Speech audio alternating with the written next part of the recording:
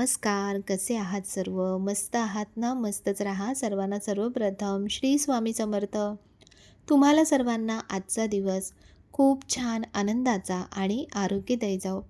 तर आपला अधिक महिना आता म्हणजे जवळ संपण्यातच येत आहे. पण त्याच्या आधी काही गोष्टी ज्या माझ्या राहिल्या होत्या अधिक महिन्याच्या, तर त्या मी आज करणार आहे. त्यातले मुख्य म्हणजे की कुलदेवीची आणि आईची ओटी आज काढणार आहे. तर आता जो हा अधिक महिना सुरू आहे, तर अधिक महिन्यात बऱ्याच गोष्टी आपण करतो, म्हणजे सेवेच्या बाबतीत करतो, काही जे मानपान असतात त्याच्या बाबतीत करतो. तर आता हा अधिक महिना आता फक्त ह्या महिन्याच्या 14 तारखेपर्यंतच आहे. 15 तारखेला आहे सोमवती अमावस्या. त्यामुळे जेही तुम्हाला अधिक महिन्याचं करायचं आहे ते तुम्हाला 14 तारखेपर्यंतच करायचं आहे. तर अधिक महिन्यात आपण जोडवी वाढवतो, त्यानंतर जावयाचे मानपान केले जातात, मुलीचा मानपान केला जातो. तसंच आणखीन खूप जास्त महत्त्वाची अशी जी सेवा म्हणेन किंवा कृतज्ञता व्यक्त करणं म्हणेन, की आईची ओटी भरली जाते. बऱ्याच जणींनी ऐकलं सुद्धा असेल. आता यूट्यूबवरती तर आपल्याला खूप साऱ्या गोष्टी ऐकायला मिळतात. तर आईची ओटी भरली जाते. बघा, आपण आईची ओटी इतर वेळी कधीच भरत नाही. कारण आपण तिच्याच ओटीतून बाहेर आलेलो आहोत, म्हणून आपण तिची ओटी कधीच भरत नाही. पण आईसारखं जे म्हणजे काम आहे किंवा आई जे आपल्यासाठी करत असते, ते कोणीच करू शकत नाही. आईची जी जागा आहे आपल्या आयुष्यातली, ती कोणीच घेऊ शकत नाही. आपल्याला थोडंसं पण कुठेतरी काही लागलं, आपण लगेचच आई गं असंच पहिला शब्द आपल्या तोंडात असतो. त्यानंतर आपल्याला कधी काही बरं नसेल, काय नसेल, नुसतं आपल्या आवाजावरून ओळखणारी ती असते, ती आपली आई. आणि कुठलीही गोष्ट आपल्यासाठी करायला ती नेहमी तयार असते. तर अशा आईचं आपल्याला ऋण तर कधीच फेडता येणार नाही. किती जन्म घेतले तरी ऋण फेडता येणार नाही. पण म्हणतात ना, फुल ना फुलाची पाकळी म्हणून आपल्याकडून तिच्यासाठी काहीतरी कृतज्ञता व्यक्त करणं किंवा तिला एक मान सन्मान देणं, तिच्या मातृत्वाचा सन्मान करणं, तर हे आपल्याला या अधिक महिन्यात सांगितलेलं आहे. तर ते कशा प्रकारे करायचं आहे, तर आपल्याला आईची ओटी भरायची आहे. तुम्ही आईकडे जाऊ शकता किंवा तुम्ही तिला इकडे बोलवू शकता. आणि त्यानंतर तिची छान, जसं आपण सगळं ओटीचं सामान असतं, म्हणजे साडी, खण, नारळ, आपल्याला जसं जमत असेल, म्हणजे आपल्या ऐपतीनुसार आपल्याला जसं जमत असेल, तर तसं आपण सगळ्या गोष्टी घ्यायच्या. तर त्यामध्ये छान साडी, नारळ, ब्लाऊज पीस, समजा तुम्हाला साडी जमत नसेल तर अगदी ब्लाऊज पीसने जरी तुम्ही ओटी भरली तरी चालेल. पण आपण अगदी कितीतरी वर्षातून हा अधिक महिना येतो, तर नक्कीच एक साडी तर आपण आईला नक्कीच घेऊ शकतो.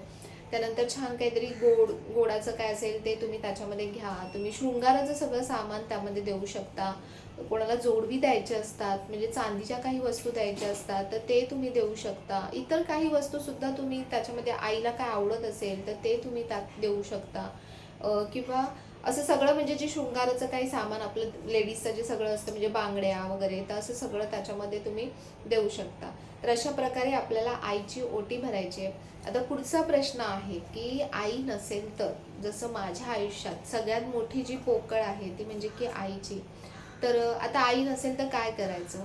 तर मग आई नसेल तर आईची जी बहीण आहे, आपली मावशी किंवा तुमच्या माहेरकडचे ज्या व्यक्ती आहेत, तर त्यांची तुम्ही ओटी भरू शकता. अगदीच कोणीच नसेल तसंही अवेलेबल, तर मग तुम्ही ओटी काढून ठेवा आईच्या नावाने. ती तुम्ही एका मंदिरात देऊ शकता किंवा तुम्ही सुवासिनीची ओटी भरू शकता. म्हणजे तुमची कोणी मैत्रीण असेल एखादी, तर तिला बोलवून तिची तुम्ही ओटी भरू शकता, तिचा मान सन्मान करू शकता. तर अशा प्रकारे आपल्याला आईची ओटी भरायची. त्यानंतर दुसरी आणखीन एक महत्त्वाची गोष्ट ती म्हणजे की आपल्या कुलदेवीची ओटी. तर आपली कुलदेवी ही आपली सगळ्यात पहिली आई असते. तर त्यामुळे आपल्या कुलदेवीची, बघा यांचं सुरू झालं, तर आपल्या कुलदेवीची ओटी सुद्धा आपल्याला भरायची आहे. तर कुलदेवीची ओटी कशी भरायची? नेहमीप्रमाणे जसं आपण ओटीचं सामान सगळं काढतो, तर तसं सगळं शास्त्र, म्हणजे जेवढं तुम्हाला जमत असेल तुमच्या पद्धतीने तसं तुम्ही ते सामान घ्यायचंय. त्यामध्ये दक्षिणा ठेवायची आहे, गोड काहीतरी तुम्ही ठेवा. आणि कुलदेवीच्या ओटीमध्ये पण तुम्ही सगळं शृंगाराचं सामान देऊ शकता. तर ही कुलदेवीची ओटी, जर तुम्ही तुमच्या कुलदेवीला जाणार असाल तर तिथे तुम्ही ही घेऊन जा, तिथे तुम्ही ही ओटी भरा.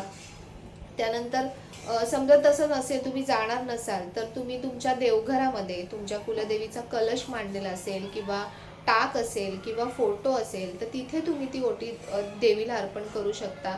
त्यानंतर ती ओटी तुम्ही स्वतः म्हणजे त्यातलं जे सामान आहे ओटीचं तर ते तुम्ही स्वतः वापरू शकता किंवा तुम्ही कोणाला तसं म्हटलं की तुमची कोणी मैत्रीण असेल, आजूबाजूचे कोणी असतील तर त्यांना बोलून तुम्ही त्यांची ती ओटी भरू शकता किंवा तुम्ही मंदिरात तुमच्या इथे जवळपास कुठलं देवीचं मंदिर असेल तर तिथे तुम्ही ती ओटी देऊ शकता.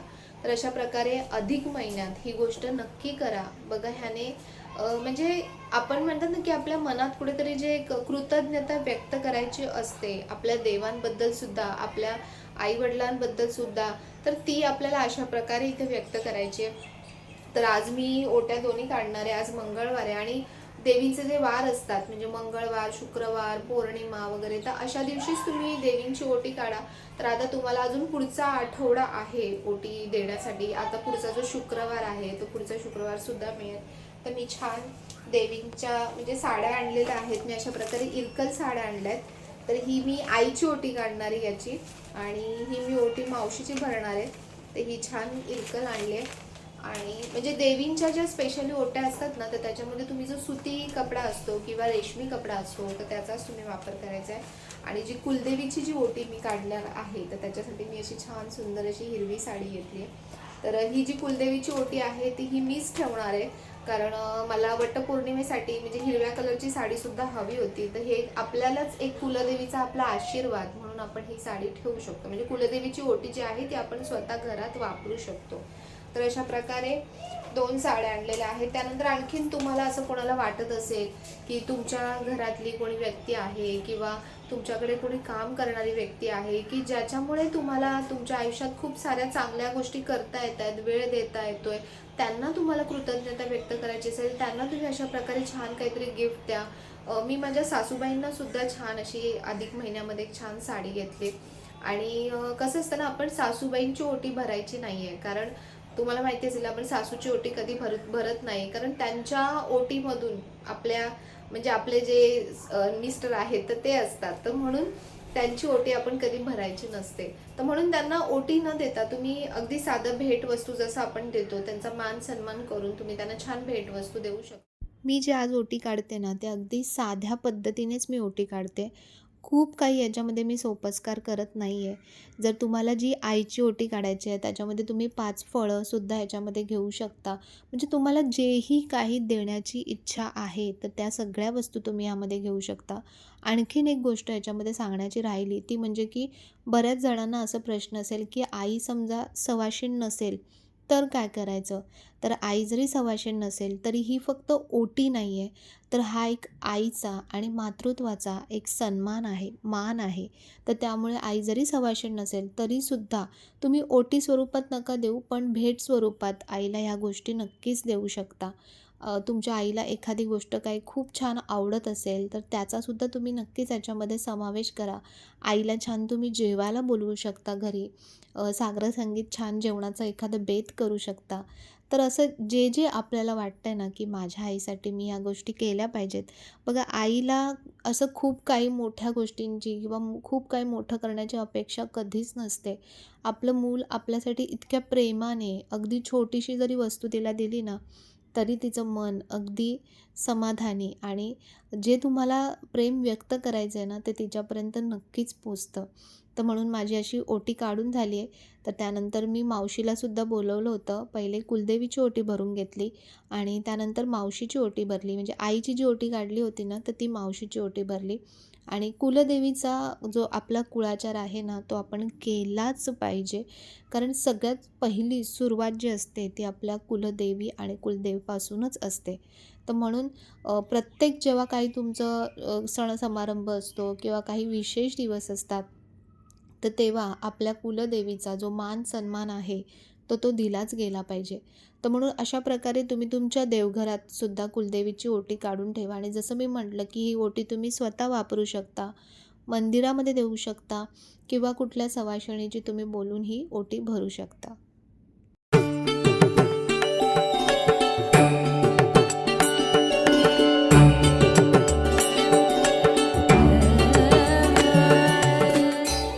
त्यानंतर आम्ही संध्याकाळी गेलो होतो ते म्हणजे की जोडवी घ्यायला. तर ही बघा, ही अशी 2-2ची जोडवी असते किंवा फेऱ्यांची जोडवी असते. तर मागच्या वेळी अधिक महिन्यात मी ना फेऱ्यांची जोडवी घेतली होती. तर बऱ्याच ताईंनी तेव्हा कमेंट केली होती, की "ताई फेऱ्यांची जोडवी नको घेऊस, आता अशी सिंगल-सिंगल घे." तर तरीही माझं मन त्या फेऱ्यांच्याच जोडवींवरती जात होतं. तर सुरुवातीला सिलेक्ट करताना तर मी तशीच सिलेक्ट केली होती. ही बघा अशी म्हणजे वेगळी थोडीशी, पण तशाच टाईपमध्ये सिलेक्ट केली होती. पण नंतर मावशी मला म्हणाली, की "नको, आता तू अशी घेऊ नकोस फेरव्यांची. तू ज्या साध्या सिंगल-सिंगल असतात ना, तशाच घे. त्या व्यवस्थित म्हणजे दिसतात व्यवस्थित आणि बसतात पण छान." तर ही जी जोडवी जी आहे, ती आपल्याला अधिक महिन्यात आपण वाढवतो. तर वाढवतो म्हणजे फक्त त्याचं वजन वाढवतो असं नाही आहे. जी तुमची जुनी जोडवी असते ना, ती द्यायची आणि नवीन जोडवी ह्याच्यामध्ये घ्यायची. आणि चांदीच्या जोडवी, जोडवी का घातल्या जातात? बऱ्याच आता नवीन ज्या मुली असतील त्यांना माहिती नसेल, की पायाच्या आपण बोटाच्या दुसऱ्या बोटामध्ये जी जोडवी घालतो ना, तर त्या भागातला एक मज्जातंतू असतो, ज्याच्यावरती म्हणजे जी एक नस असते त्याच्यावरती हलका दाब येतो आणि ही जी नस असते ना, ही आपल्या प्रजनन संस्थेशी संबंधित अशी ही नस असते. तर यामुळे आपलं मासिक पाळीचं चक्र व्यवस्थित राहतं. आपली प्रजनन संस्थेचं जे काम आहे ते व्यवस्थित राहतं. म्हणजे आपल्या गर्भाशयाच्या आणि प्रजननाच्या निगडीत ही नस असते. तर म्हणून ती म्हणजे ही जोडवी जी आहे ती आपल्या आरोग्याच्या दृष्टीने चांगली असते. ही चांदी आहे त्याच्यामुळे आपल्या शरीराला उष्णता आपल्या शरीरातली जी असते ती म्हणजे संतुलित ठेवते, मनाला शांतता देते असंही याच्यामध्ये सांगितलं जातं. म्हणून चांदीची जोडवी, तर ही फक्त आपली सौंदर्याची अशी वस्तू नाही आहे, तर ती सौभाग्य, परंपरा आणि श्रद्धेचं प्रतीक मानलं जातं. तर मावशीने, मी आणि अनघाने तिघींनी आम्ही जोडव्या बदलल्या. आई नव्हत्या, आई गावाला गेल्या आहेत, तर त्याच्यामुळे त्या नव्हत्या. तर बाकी आम्ही तिघींनी घेतल्या करून, कारण मग पुढे अजून दिवस आता खूप कमी राहिलेत. मग परत आपण विचार करतो जाऊ आणि मग काही ते काम होत नाही. तर जेव्हा आपण नवीन जोडवी घेतो ना, तर जुनी आपली आधीची जी जोडवी असते ती रिटर्न केली तर तर आपला जो रेट आहे, पैसे आहेत ते त्याच्यामध्ये ॲडजस्ट होऊन जातात. तर आत्ता म्हणजे चांदीचा भाव आणि आधीचा चांदीचा भाव याच्यामध्ये खूप फरक पडला आहे. तर असो, पण आपल्याला जे आहे ते तर करणं भागच आहे. आणि कितीही भाव वाढलेले असू दे, पण तरी मी तुम्हाला सांगते, की सोनारांच्या दुकानामध्ये गर्दी आहेच, गर्दी दिसतेच. तर त्यांनी खास एक व्यक्ती आहे ना, ह्याच्यासाठीच ठेवला आहे, की जोडवी घालण्यासाठी किंवा असं कमी जास्त करण्यासाठी. तुम्ही कुठलीही जोडवी घेतलीत ना, तरी पायामध्ये घालताना ती थोडीशी ॲडजस्ट करावीच लागते. म्हणजे कटिंग करावीच लागते. तर अशा प्रकारे बघा आमचं मेन महत्त्वाचं काम झालं. तर अशा ह्या अधिक महिन्याच्या ज्या गोष्टी आहेत ना, तर तुम्ही पण आत्तापर्यंत केल्या नसतील तर नक्की करा. आणि व्हिडिओ कसा वाटला, आवडला असेल तर लाईक, शेअर, सबस्क्राईब नक्की करा. हाईप करा. पुन्हा भेटूया अशा छानशा व्हिडिओमध्ये. तोपर्यंत सर्वांना बाय आणि सर्वांना श्री स्वामी समर्थ.